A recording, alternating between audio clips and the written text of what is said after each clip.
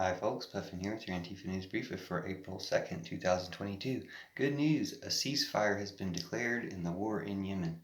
So for 7 years there's been a war between the government and rebels in Yemen, and there's never really been a ceasefire there, or really only a unilateral ceasefires apparently. So this is the first time that both sides have agreed on a ceasefire for 2 months that could be extended indefinitely. So it could be the end of the war in Yemen. So thank you to everyone involved in making peace in Yemen, and hope that peace becomes permanent. Right now they've agreed on 2 months for the holy season of Ramadan, but of course there have been 7 Ramadans during this war, and it hasn't stopped them before. So now that it's finally stopped, it's a good sign. It's maybe also related to the war in Ukraine and other global events, all being interrelated and showing a way that the war against Putin is global and affects everything.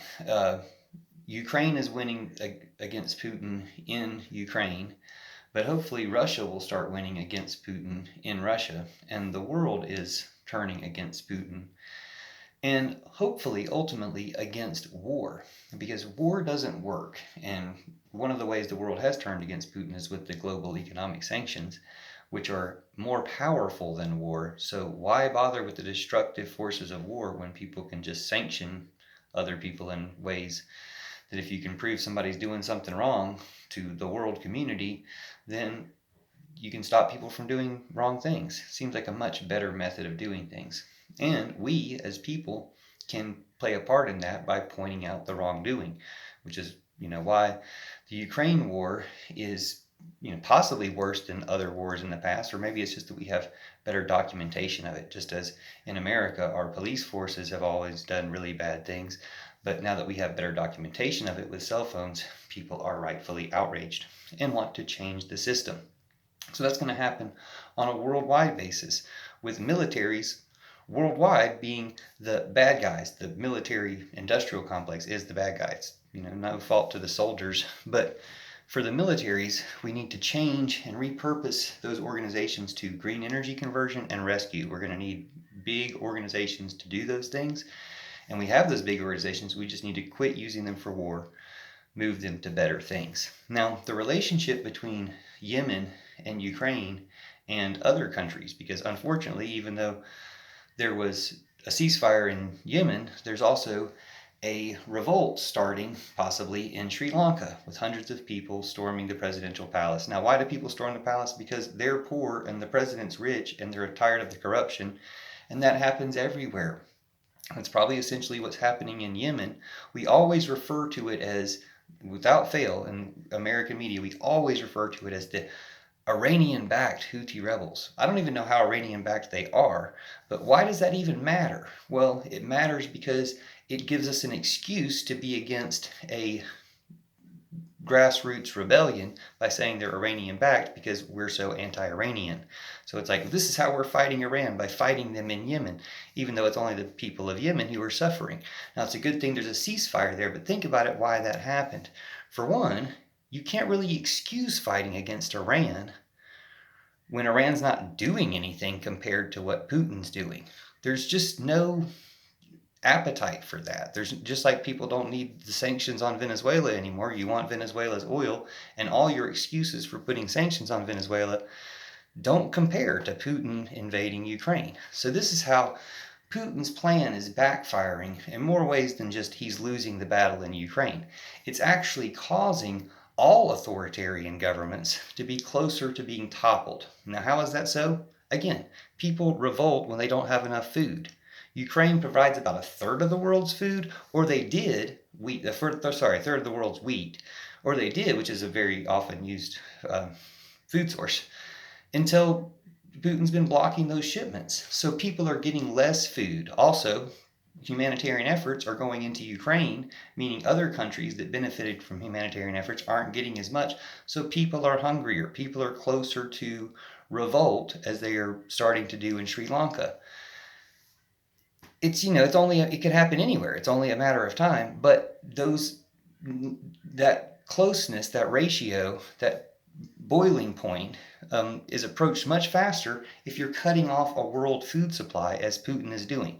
So if Putin has kind of a network of tyrants supporting him, or who would support him because he's a tyrant, so they're on the same team that way, those tyrants are going to be overthrown if the food doesn't get out there.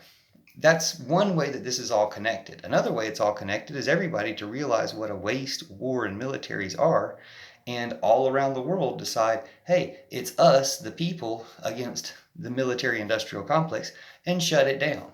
It's not like America is running out of weapons. They have plenty of weapons to give Ukraine, all sorts of weapons, and continue to give the government in Yemen weapons, or to help support Saudi Arabia. Is it possibly because Saudi Arabia wouldn't produce more oil that America said, well, we're not going to support you in Yemen as much, and that's why they're having a ceasefire? You see, these things are all interrelated, and when you don't have the same pressure against governments you used to say were evil, or used to say were used to cover up their evil and excuse some of their evil, depending on which partnership you wanted, all of those policies that determine foreign relationships just don't compare to Putin invading Ukraine.